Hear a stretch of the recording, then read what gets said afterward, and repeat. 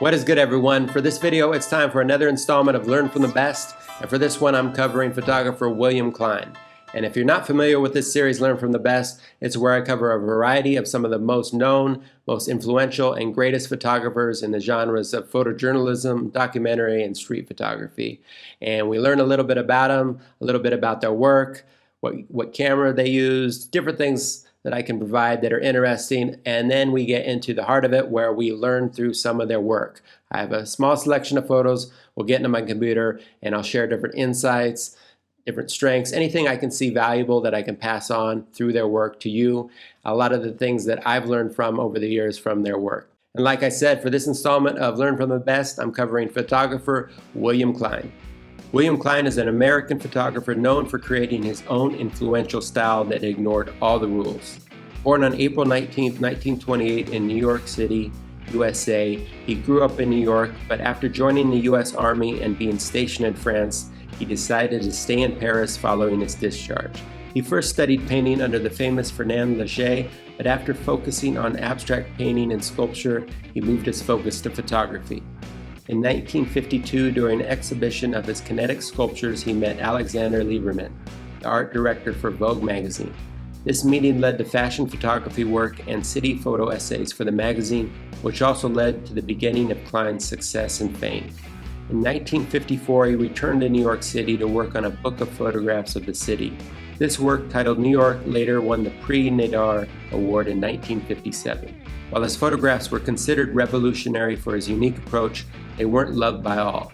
Klein never had any formal training in photography and wasn't as concerned with rules and technical aspects as much as others in the field. He looked for an ironic approach to photography using his own unique style.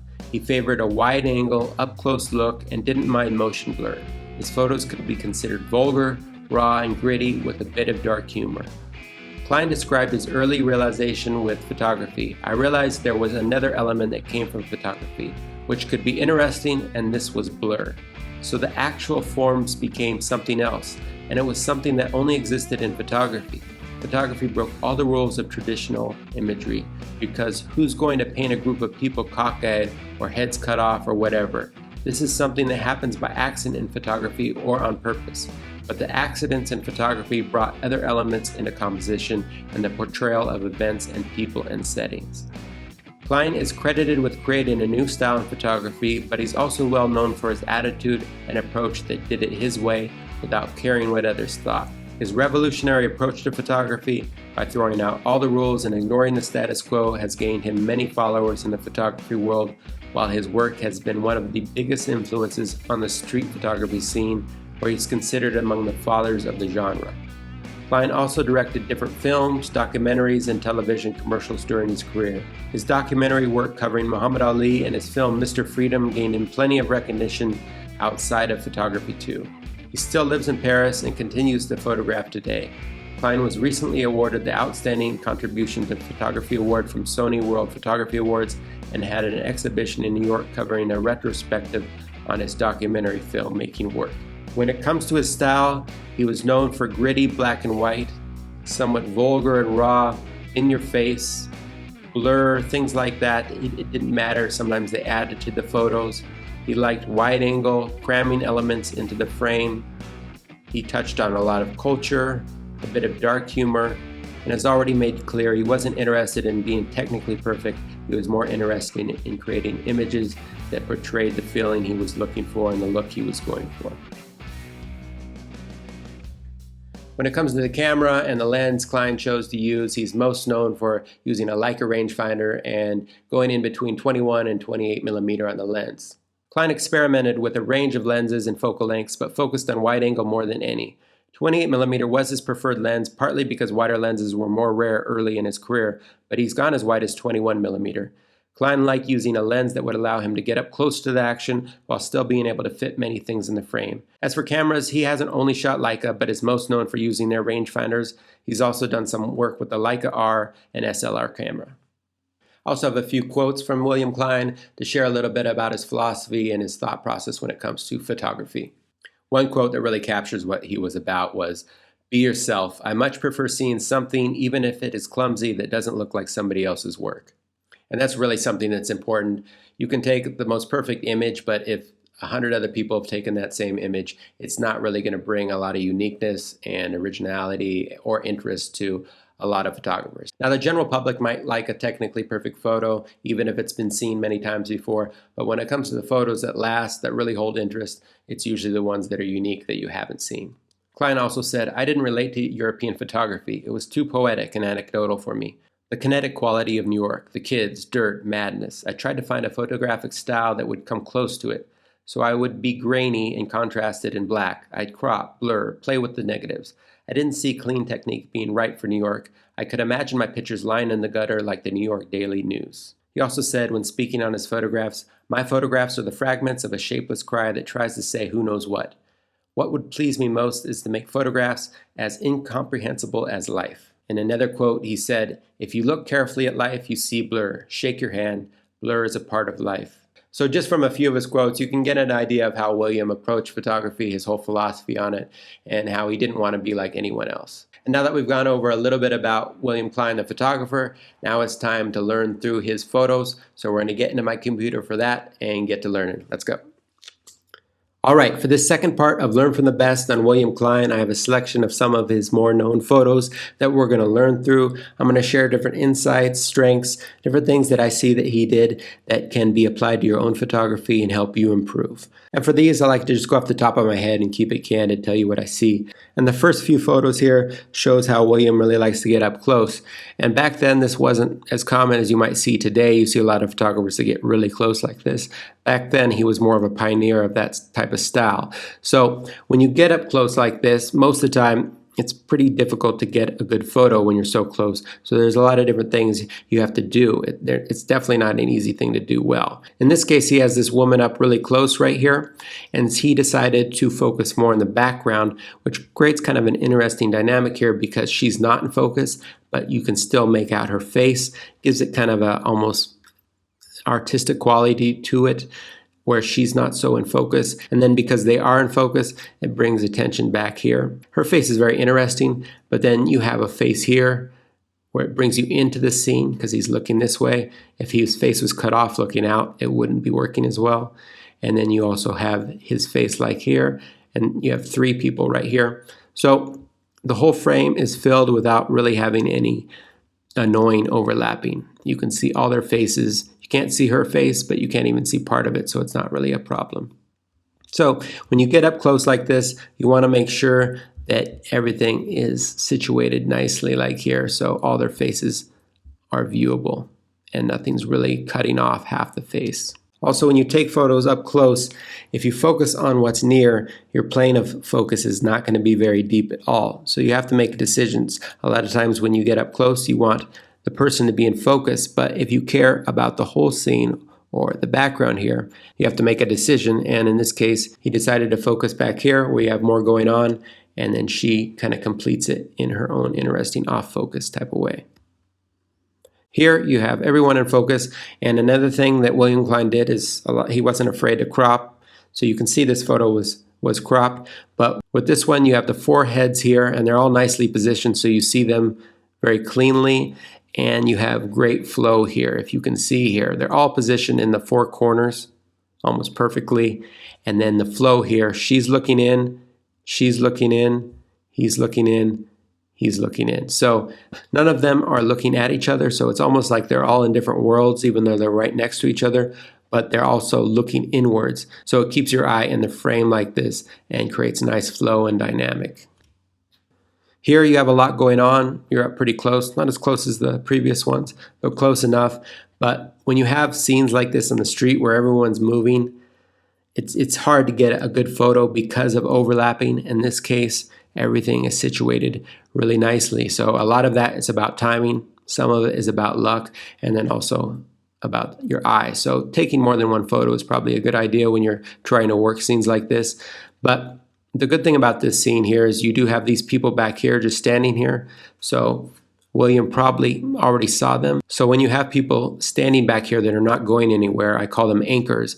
You have them in the photo and they're going to stay there. So now you can worry about the rest of the photo and time it so they're in the space here. and now you have all these other people moving around. So it's all about timing and also looking for gesture. So you have this woman here. So you have all these people moving here, which can bring the viewer's eyes straight out of the frame, which isn't a good thing. But in this case, you have the flow moving this way, but with this woman's face and this man's face pointed the opposite way, now you have some flow that goes back, which keeps the viewer's eyes on the frame and makes the scene more appealing to look at. And you have the positioning nice here. The only thing I'd say is maybe this guy's head moving out of the frame isn't the best. The most interesting part is back here. But other than that, there's a lot going on here, a lot of interesting characters, and they're all positioned very nicely. So look for timing, gesture, flow, and direction. Here you have probably even more going on here. Just so much to look at, and this is all about organizing the chaos in this case. You have a lot of interesting things to look at here. There's a lot of character. It's got kind of a strange feeling to it too, which you'll see in a lot of William Klein's work. But this one again is about timing and positioning. So he positions himself pretty well for all the chaos here. So there's not too much overlapping. You can see everyone that he wants you to see. You have this boy here, this man. You can see some of this face here. So you see all their faces, really. You see everyone's face, which is what's most important, except for this boy bent over, which isn't a problem. And then you have the hand here. So this hand and gesture really brings you even more attention to this boy who's making kind of a strange face. In this case, it works because it kind of goes along with the strange feeling of the scene. So here's another scene with a lot of life, a lot of feeling, a lot going on, and it's positioned perfectly. You have this very interesting looking couple with the nice expressions here, the eyebrows looking this way. You have this man here, he's interesting too. He's got his eyebrows moving up too. And then you have this couple here right in the middle, so somewhat framed in between them. And you have the cigarette pointed down, her face is behind him, creates a little bit of mystery and connection here with her hand like that. So for this photo, the composition is great. He positioned himself perfectly here, but really this one's about the expressions that he caught and the timing. Just a lot of character here, a lot of gesture in the eyebrows, and then connection here with how they're positioned. And then a nice background too. You can see all these people back here. So the whole scene here is interesting. Again, here, a lot to look at, and he positions himself really nicely. So this man is very interesting. He's got this prayer sign here, and there's the American flag back here. You have some nice hats. He's smoking. So you don't really have any overlapping, and the whole frame is filled. So person here, person here, person here, person here, person here, and person here. So there's a lot to look at. The flow and direction is very nice in this. You have him looking inside the frame and then him moving inside the frame. So that keeps the viewer's eyes within the frame, and then you have everything else to look at. So this person moving this way, this person moving that way, him kind of looking this way, him kind of looking that way, and then him looking this way. So basically everyone is working perfectly in this when it comes to direction, to move your eyes back and forth and keep you looking at the whole frame. And then also you have character, of course, too. So again, it's about seeing opportunity for an interesting scene, positioning yourself in the right place, then timing it, looking at the activity to predict the right time, and then also looking for good direction and flow and dynamic. Okay, this photo is one of William's most famous photos. It's also been copied quite a few times too when it comes to kids with guns. This photo is all about feeling. It's in your face, the expression of the child here, the gun right in your face. It's gritty.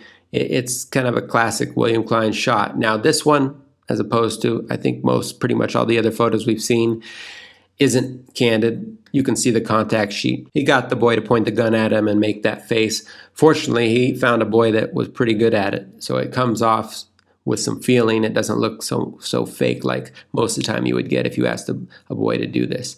But the positioning of the camera, getting it this close and then focusing on the face and getting this expression is what makes this. Now, seeing a child play with guns is pretty common, but I think the reason that people like to take photos of this is the dynamic of it, kind of opposites. You have a child, an innocent child, and then you have a gun. So you have opposites of that, so it can create some shock and feeling and that dynamic to it. But most of the time, it's unoriginal and it comes off kind of cliche, or it comes off not real. But in this case, luckily, he's got a lot of feeling, and it's one of the better shots you're going to see. And he actually has more than one of these shots when it comes to this. Here you have another boy where the gun's pointing at the child. Now, for me, I like this photo quite a bit more, but this is another famous photo, and some of the things that work really well in this photo are the composition and flow and kind of the strange mood to it. So the composition is really nice. The frame is filled and there's no overlapping, so you have these people walking behind here positioned perfectly. Then they're on each side of the frame like this, both smiling, and then you have this. So, and some of his photos and a couple more we'll see here, Klein liked to cut off heads of people and things like that. He wasn't afraid to do that. In this case, there's a good reason he did it, because it's all about this right here. It's all about the gun. And then having the hand right here brings some flow here, kind of a circular motion. So you see his funny face like this, and then your eyes follow. So the gun into the face, and then the gesture here, the hands, and it just keeps you on the scene. So he really brings focus to this while having the rest of the frame work nicely to complete it without taking too much focus from it. And also he catches this boy with, he's kind of smiling, but it looks strange in a way, a little bit vulgar almost. It's just kind of a weird photo that wouldn't be for everyone, but for him, this is what he liked. A lot of his photos gave off this kind of mood, kind of off-putting for some, maybe makes you feel a little uncomfortable. But if you feel something, that's almost always a good thing when it comes to photography. Here again, we have kind of a strange scene, and it's in your face. So this is all about finding strange scenes and waiting for the perfect gesture and timing. So, I mean, it's just, I don't even know what's going on here, but you have this person here, and then this person here, and he catches the gesture nice with the hands. Hands are a big thing to look for when it comes to photography. And then his face is covered like that, just odd. And then you have this man here. So it's about finding the strange and timing it and filling the frame. He gets up close and gets it. And also, again, the person's walking into the frame, not out of it. Here again, a lot of it's about hands and getting up close and in your face. So he's trying to give that type of feeling where it's in your face and weird and just kind of off-putting a little bit, like what's going on here. But catching these hands like this really adds to it. He catches it when their shoulders are back like this, and just a very odd scene and in your face. Here again, he's waiting for the odd gestures, but also he doesn't care about blur here. For him, it adds a little bit to it. You have a strange scene already, and the blur makes it even more strange. But at the same time, he still is thinking about composition here, because as you can see everyone's face here. This face, this face, this face, this face in it, and this face down here. So the frame is pretty much filled without any troublesome overlapping. So there's a lot to look at still. And with the blur, it kind of adds to the strangeness of it. So when I see a lot of Klein's photos, I feel like he was really filling out the life and moving off that. So the timing was really about both seeing and then also feeling the life out and clicking the shutter when you feel that moment is right. Here again, you have a lot of blur, which adds to the strangeness and the mood of the scene. So imagine this photo, which is two kids standing here, perfectly no blur, and they're not moving or looking strange like this. It would just be two kids, and it wouldn't be nearly as interesting. Again, probably not for everybody, but if you like that strange in your face kind of feeling, that's what he's giving you here. And we'll finish off with this one, again showing you that he wasn't afraid of blur and he wasn't afraid to cut things off. So in this case, he has a nice background here, especially in black and white, and he's more focused on this boy, so he's not afraid to cut the top half of this person off. But this person is still adding a lot to their frame, especially with their hands. As you see in a lot of Klein's photos, he's looking for hands and the gesture. So you have these hands here, you have his boots here. So he still adds to the frame, but the focus is really brought to the boy here. And then having this nice background and not being afraid of blur makes it almost more abstract and interesting and gritty and raw. So imperfections can sometimes add to the feeling of a photo. So there can be a balance to it. Sometimes you don't want the photo to be too focused on being perfect because then it takes away from the feeling. And with photos, feeling something is really the most important, so you don't want to lose that.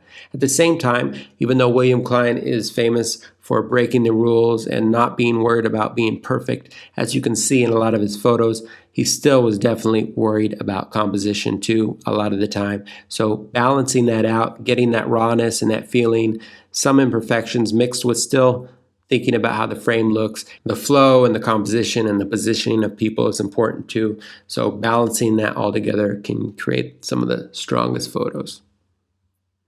All right, so that's just some of William Klein's work and some of the things you can learn through it. I recommend checking out all his work though, and he's got quite a few books. When it comes to some of the books I'd recommend, well, he covered many different cities. He has William Klein New York, William Klein Rome, William Klein Tokyo, William Klein Paris. It's called Paris and Klein. His most famous book is probably Life is Good and Good for You in New York.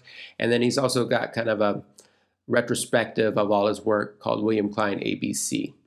So check out those. Some of them are hard to come by, some are not though, but check on Amazon or your local bookstore. Also, I'd recommend searching on YouTube The Many Lives of William Klein. There's a video on him. You can get a better idea about the person behind the photos. And then when it comes to photographers, if you like William Klein's work, check out Daido Moriyama. They were friends too. They even had worked together. So check out his work if you like that gritty nature. And that brings us to the end of this installment of Learn from the Best on William Klein. If you have any other photographers you'd like to see me cover in this series, be sure to let me know in comments or DM me. And in the meantime, thanks for watching, and I'll see you next video. Cheers.